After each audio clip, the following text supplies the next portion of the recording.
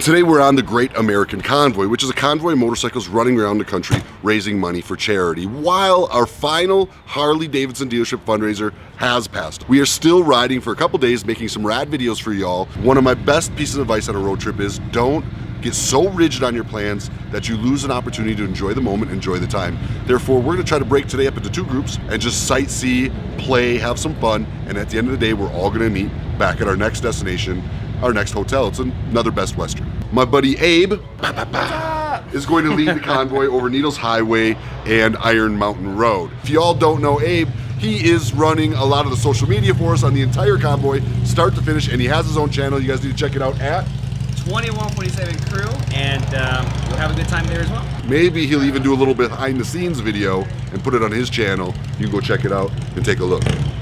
Maybe.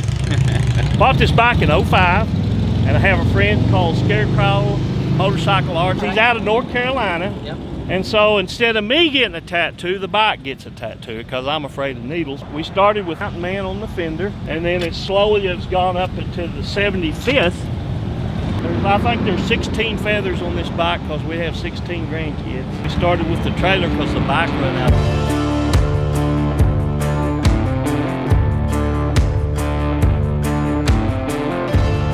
All right, y'all, name of the game today is exploring small towns. We've got about 3.5 hours to our hotel, so we're hoping to stop at different little towns and share them with you. First up, Custer. This is definitely a town worth visiting on the Sturgis Motorcycle Rally or anytime. I love this historic old town. Now, during the motorcycle rally, they actually stanchion off the middle of the street so you can line both sides of the street with bikes, or I should say right down the middle with bikes. It makes it pretty easy for parking and definitely makes it worth a stop during the rally.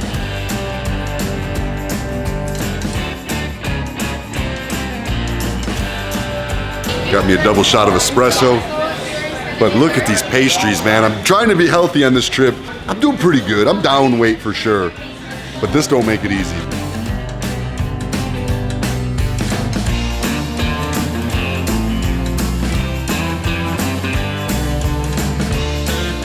Check out this amazing building built in 1981. It's crazy to think the amount of detail and pride they took in their craftsmanship back then.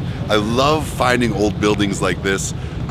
How they built something that tall with that heavy of stones back in the late 1800s is just amazing to me.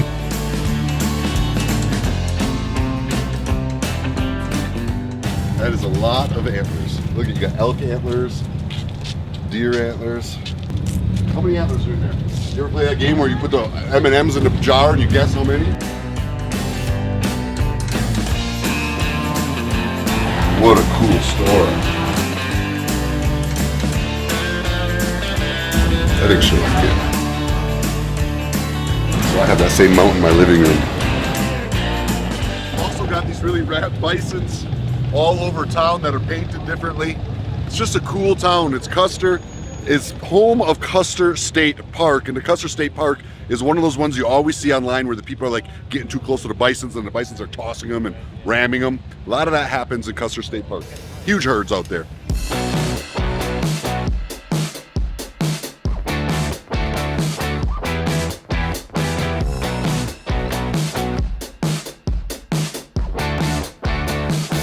Welcome to the historic district of Buffalo, Wyoming. Wyoming's got some wide open spaces. We had nothing but fields and rolling hills on either side of us for the last hour or two rolling in here, but now we've made it into a true western town. Now, I don't know why they call it buffalo, because technically it's a bison, not a buffalo, but we'll go with it.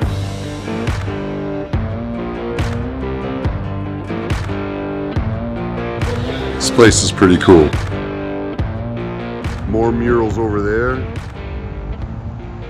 I don't know who's doing all the murals in this town, but they've done a really, really good job. Absolutely something to be said for these old sidewalks and walkways on these old western towns. And look, more murals. Everywhere you look, there's murals out here. Old Buffalo's a cool town. Y'all may not know it, but I recently bought a shovel head. I've been really having a passion for these old school simple bikes lately. And then we pull up here in Buffalo and we've got these two beautiful, one shovel head and one Sportster old choppers. So I started on a hunt to see who might be riding these, and you'll never guess who who it is. I got my bike 7 years ago from a dude named Rocky in the Comox Valley. It's an 88 Sportster. Sporty spice forever. This is my 1974 Shovelhead. It's a 93-inch magneto-fired stroker. It's got 4 3/4-inch flywheels. Bought it in Rock Creek, BC. It was sitting in a barn for 20 years. The engine was fully rebuilt last year, and it actually came with a magneto, and it came with this oil bag and the transmission, and it's the frame and engine are matching numbers. We started in British Columbia, Canada, and we've been to Idaho, Montana. We're in Buffalo, Wyoming right now, and we're headed to South Dakota, and then North Dakota, and then Tash is riding for another 4 weeks by herself, and I'm gonna ride back through 3 provinces back home. I feel really proud that I built it with my husband and I've made it this far on it. Yeah, I love my Sporty. If it ain't broke, don't fix it. Like, they got it nailed in 88. That's not changing. The second I saw them, I identified them, said, "Those are your 2 bikes out there?" And they said, "Yeah, how'd you know?" I said, "You are the only ones that fit the bill." And they certainly do.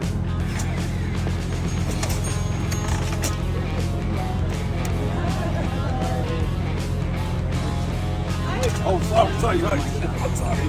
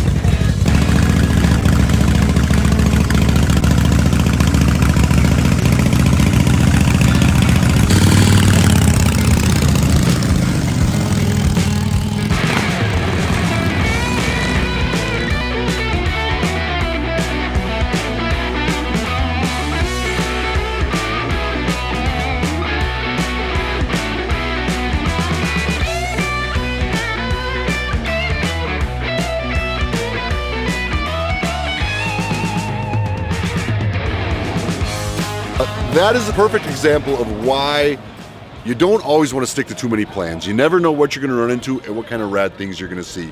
A couple of ladies on a cross-country journey on a couple of old bikes. That is motorcycle culture in its purest form. We just arrived at the Best Western here in Shenandoah. We're going to get a good night's sleep tomorrow. We're going to ride one of the most epic rides and then make our way back to Sturgis Motorcycle Rally. Until the next video, y'all, good night.